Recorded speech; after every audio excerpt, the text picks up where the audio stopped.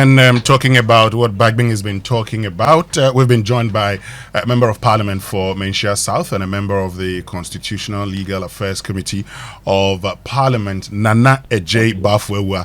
Nana, good morning, and thank you very much for joining us. Good morning, my brother, and thank you for having me. Great, and we've also been joined by private legal practitioner Martin Kpebu. Martin, good morning. Thank you very much for joining us. Yes, morning. How would you say? my regards to Martin, my brother. How are you? Yes, good. Back for long time. Great. Okay, before we get into the conversation, let's listen to what the Speaker, Alban Sumana Kingsford Bagbing, said. The concept of naming and shaming by adding the vulture award. There's no sanction worse than that. That will be your cross. We want to bestow it upon men or women considered perverse and with the lowest level of integrity in this country. And we see it on daily basis. People exhibit it with impunity on TV. And the effect of that is so telling on the minds of Ghanaians. Yet everybody is silent. This, we will identify such a person and name the person when we are doing the awards for the persons of integrity. Whether the person attends to take the cross or not, it will be hung there on the person's neck. Very, very important. Ghana must learn to celebrate its heroes of integrity as loudly as it condemns acts of corruption. The two must go together. Okay, so that's Speaker of Parliament, Albert Sumana Kingsford Bagbing. Let me start off with you, Nhyiaeso Bafwewa, since you're a member of Parliament. Speaker has been talking about vulture awards and all of that, naming and shaming, but also has been talking about the need for legislation on lifestyle audits. Is that a necessity? What would it change? Don't we have enough laws to deal with these issues already? Thank you very much. I've always formed the view that anything that will aid in our fight against corruption to be encouraged. And so there cannot be enough of the laws that assist us in the fight against corruption. We should, however, avoid duplicitous institutions and laws, but rather enhance what we already have. That's always been my view. When you look at what we call lifestyle audit, all the investigative agencies exercising powers mandated under the Constitution or their establishing laws have them. So when you take an institution like the Ghana Revenue Authority, when they are doing an audit on an institution, on a person, they have that mandate, right?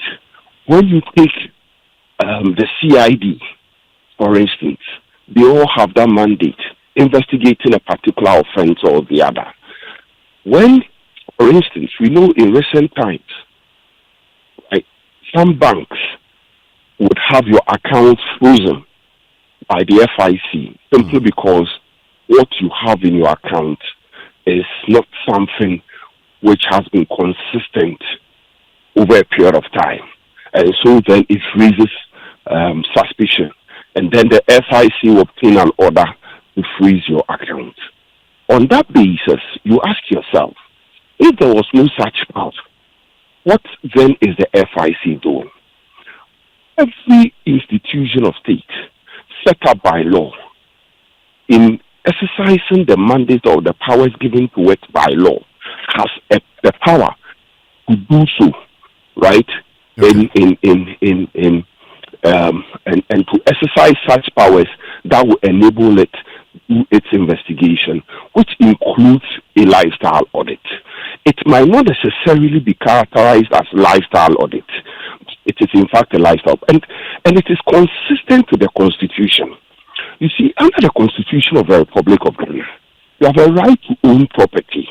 However, that right is limited under certain circumstances, such as the commission of investigation into the commission of a crime or to prevent the commission of a crime. And so, when you pass an independent lifestyle audit law, what are you seeking to achieve? Okay. Now, talking about what we're seeking to achieve, the concern has always been that even with these lifestyle audits that the various institutions you've talked about have, the burden of proof again still remains on these institutions. They argue, for instance, and you've heard the OSP argue that in other jurisdictions you then would have to justify, but in our part of the world the OSP would then have to actually to acquire these fraudulently or maybe criminally, and so they're looking for laws that would say the proof is on you, the individual under investigation. Isn't that something you would support?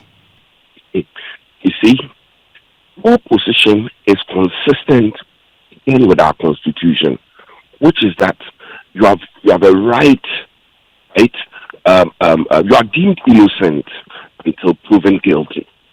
Okay, if you are not careful, you are going to get us into a situation where you weaponize men and not institution, right? Who would then use it to terrorize people? Every constitution is informed by the history of the people. We have been there before. Citizens Vetting Committee, people were brought to come and defend their wealth because everybody was deemed to be a criminal. And that when you are not able to defend it, you go to jail, people run away from this country, and so on and so forth. If you have been set up as an investigative and as an investigative and a body with the power to prosecute, if when you are given the power to investigate, it's definitely not going to be an easy job. If you recall, my brother Martin is on the line. There was a time in this country where when you are charged with murder or defilement or rape, okay, the prosecution, all they needed to do was to slap a charge like that on you and the court to say will not grant a bail. Sure. Whereas in many instances, the burden of the prosecution was to determine that, one, you are a flight risk, two, you are likely to compromise witnesses, right? And three, giving you bail may interfere with your own security or personal safety. So the court should keep you on remand. For these offenses, simply because the legislature made it mandatory that once you are slapped with these charges, you are remanded until your matter is determined. Right? There was no burden on the prosecution to do any work whatsoever, which was inconsistent with the jurisprudence, with our constitution, and indeed, the philosophy behind our laws. Okay, and so we have to be careful when somebody is struggling to do his work. Right, he would definitely want an easy way out. Hold on for me, Bafwe. Well, let me bring in Martin. So you're saying we have to be careful. You think that the laws need to be careful. The laws we have are enough. Okay, Martin. We have the laws. Let me bring in Martin. The police has that power already. The Ghana Revenue Authority for tax purposes also has that power. Right? Yoko has that power. The Financial Intelligence Crime Center has that power, and I believe that the special prosecutor, even for the purpose of performing its objective under Section 2, right, of its mandate, Section 2 of its Act, okay, has that power. Okay. What they are looking for is that we have seen that this guy is driving a Ferrari. Let's go after that person. If you are not careful, we are going to build a country where people will be given the power to witch hunt people. Okay. We have to be careful. Let's please hold on, Bafwe. Well, let me bring in Martin. Martin, you've heard your friend and fellow lawyer Bafwe will make the point that if we're not careful, we're going to create an era of witch hunting. Is that your view also? Well, not entirely. So, as a principle, that if law is not used well, it can be so.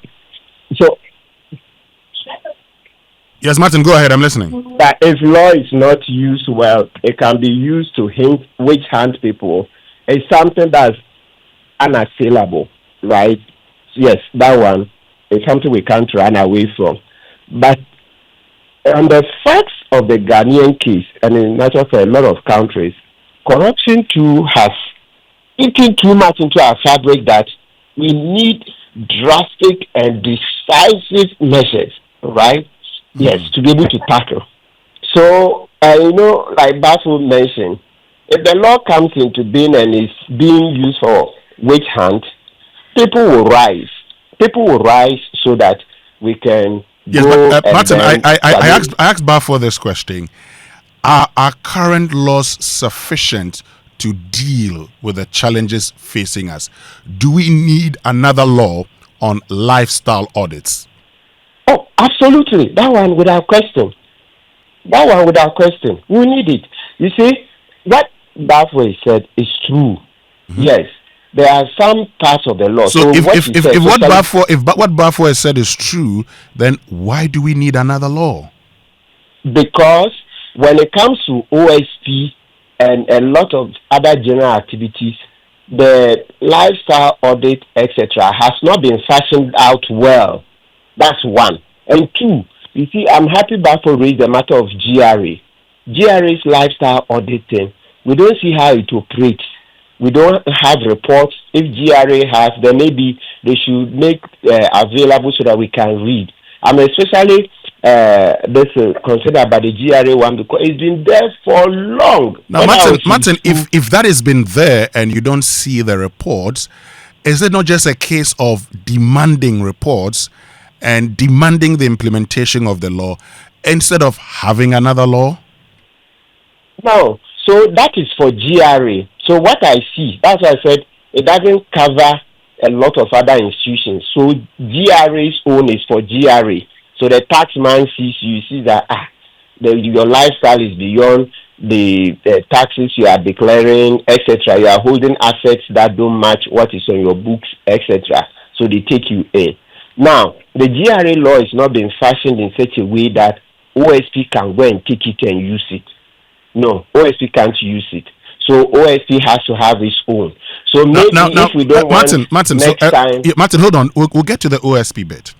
But if the GRA audits you and realizes that your lifestyle doesn't correspond to the taxes you're paying, and you probably could be a beneficiary of proceeds from corruption, is that not enough grounds to get the OSP, for instance, to further investigate you, and then, based on its own laws and based on findings, based on a report from, say, the GRA, prosecute you if it deems that indeed you're benefiting from proceeds of corruption?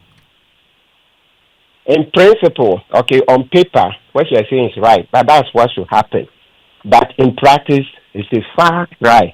Number one, there will be issues of theft war.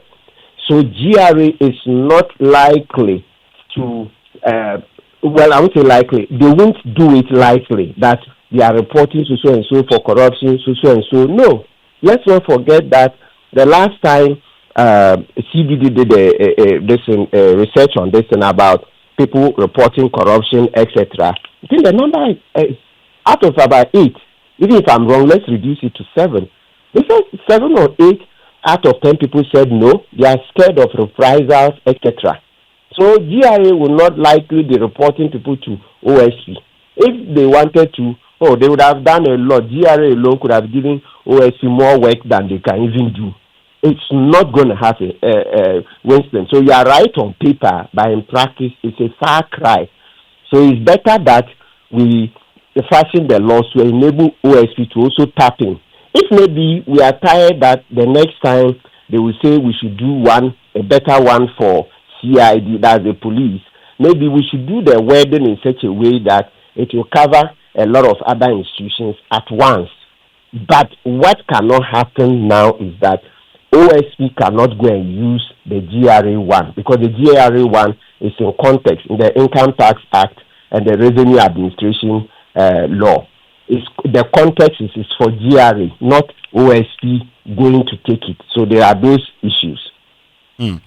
Okay, Bafu, yes, sir. You've heard Martin. Let me come in here. First and foremost, my brother Martin has not possibly adverted his mind leaving the OSP laws.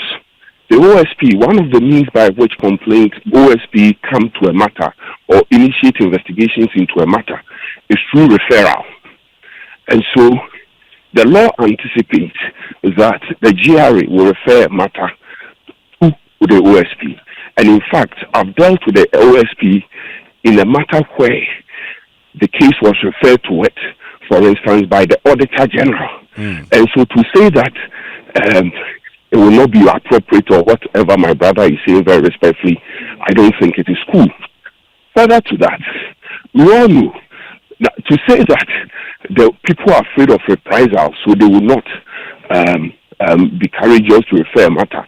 You cannot classify the GRA as part of a people. GRA is an institution. So if an institution, after conducting its investigation, refers the matter to another state institution, who is going to attack it? Who? Okay. Very respectfully, we need to be very careful. Look, my brother, wealth is not crime. We cannot go back to 1981, 1979. However, we are supposed to do right by this country. And so, the institutions of state in performing their duties, for instance, every year, I'm supposed to file my tax. You are supposed to file your tax. And so, when you file your taxes with GRA, and GRA has a basis to conclude that there's the need for a lifestyle audit, the weight of the GRA is like that. The law allows it. It might not call it a lifestyle audit, but invariably that is what it is. Okay?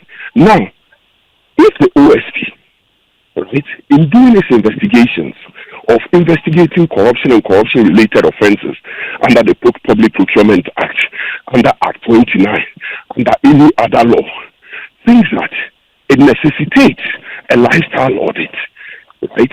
It will do it. My brother, when it couldn't do that for Cecilia Dapa, because there was no basis in law. Because at that point, it didn't have before it a complaint respecting corruption or corruption-related offences. It was the woman having complained about her stolen money, right? And so when you get frustrated, you don't go complaining, chasing lifestyle audit. If the police or the FIC was handling that matter, it probably would have found a way to deal with it, right? I have, for instance, said that, look, you look at the case of number one, for instance, it was poorly handled because we didn't get the right state agencies involved. Because the right state agencies have the right power. So, if I get you correctly, you are saying that there should be collaboration among state agencies to deal with these issues. Exactly, because they all have the necessary powers. Look, today, go to NIB's office, National Intelligence Bureau. When you look at their law, they don't solely have the power to investigate. And so they have a CID office there. So the CID office is what is doing the investigations, is what they are doing the investigations with. Because their law mandates them working together with the relevant state agencies to do investigations.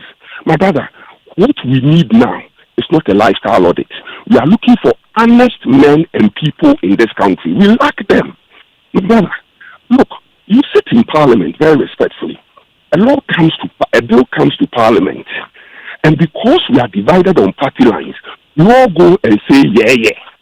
My brother, if we are doing the work in Parliament, right, a lot of the corruption will reduce.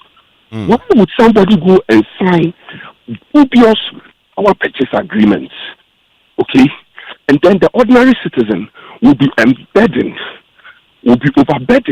with paying 45 cedis on every 10 gallons of fuel he purchases. And it only benefits few people. And so if Mr. Backbin, very respectfully, is minded to fight corruption, let's do our work well in Parliament.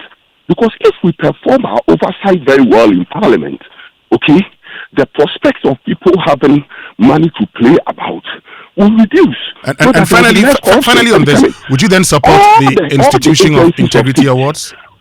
I'm coming, my brother. All the agencies of state, right, they are under one parliamentary committee or the other. which performs oversight. If we're being candid, if we're being honest, we'll be able to reduce corruption from Parliament and not pass laws that, we end up sometimes even abusing or not using. Great. And in that case, would you support the institution of integrity awards by Parliament? I would rather we start giving ourselves awards very respectfully in Parliament. People standing up for the nation Ghana in Parliament. You see, charity begins at home. It's very, very good. It's very commendable. Okay.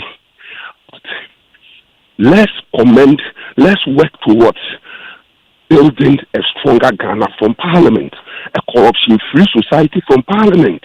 That, for me, should be our focus. Right? And let the other institutions of state, the police and other institutions, deal with people who are corrupt outside of Parliament.